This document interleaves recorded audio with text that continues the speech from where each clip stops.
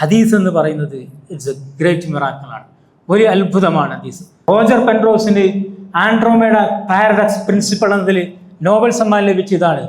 അദ്ദേഹം പറയുന്നത് what is going to happen in the future of human beings, it's already been determined, happened and fixed എന്നാണ്. എന്താണോ മനുഷ്യൻ്റെ ജീവിതത്തിൽ നടക്കാൻ പോകുന്ന കാര്യങ്ങൾ മുഴുവൻ ഡിറ്റർമൈൻ ചെയ്തിട്ടുണ്ട്, ഫിക്സ് ചെയ്തിട്ടുണ്ട്, സംഭവിച്ചിട്ടുണ്ട് എന്നുള്ളതാണ്. ഖസ്വീൻ എന്ന് പറഞ്ഞാൽ ഇറാനിലെ പഴയ ഇറാഖിൻ്റെ ഭാഗമായ, എന്നാൽ ഇന്നത്തെ ഇറാനിലെ ഒരു പട്ടണമാണത്. അദ്ദേഹം 22-ാമത്തെ വയസ്സിലാണ് യാത്ര തുടങ്ങിയത്. 15 വർഷം യാത്ര ചെയ്തിട്ട് പിന്നെ ഖസ്വീൻ ഇറാനിലേക്ക് തിരിച്ചു വരാൻ. നമ്മുടെ മക്കളും നമ്മളൊക്കെ ചരിത്രം പഠിക്കട്ടെ, പല ആളുകളെ ജീവചരിത്രം പഠിക്കട്ടെ.